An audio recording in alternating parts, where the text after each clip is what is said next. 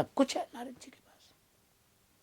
नारद जी का जहां एक ऐसा नाम आता है नारदो देवदर्शन, ऐसे नारद जी का एक नाम नारदो कलह प्रिय, ऐसा भी आता है, ऐसा भी आता है।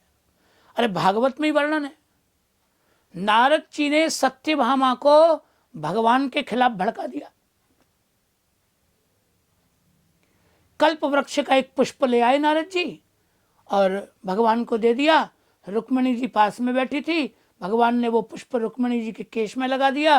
बस नारद जी ने सत्यभामा से जाके बात लगा दी, कहा तुम्हारी कदर नहीं है द्वारिका में, हम तो इसलिए पुष्प लाए थे कि तुम इतने दान दहेज लेके शमंतक मणि जैसा दहेज लेके आई हो, तो कल्प वृक्ष का पुष्प तो पति से तुम्हें ही मिलेगा, मिला नहीं तुमको, तुम्हारी कोई कदर नहीं है। भगवान जिसको हरण करके लाए हैं उससे ज्यादा प्रेम है, दिया उसी को।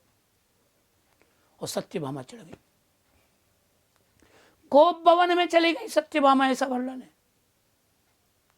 भगवान मनाने गए सत्यभामा जी को, तो सत्यभामा रोने लगी। भगवान ने पूछा बात क्या है, तो सत्यभामा जी ने कहा कुछ नहीं, बात कुछ नहीं है, आपकी कृपा हमको प्राप्त नहीं है।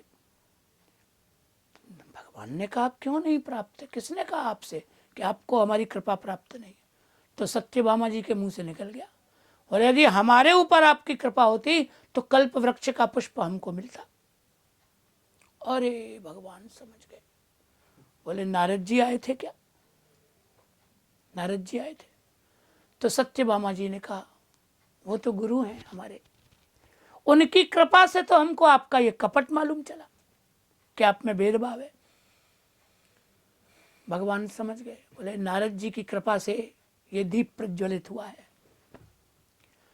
तो भगवान ने कहा ऐसा कुछ है नहीं, फिर भी आपको यदि लगता है कोई बात नहीं, रुक्मिणी जी को कल्प वृक्ष का पुष्प दिया, आप बताओ, आप कहो वो आपको दे दूं।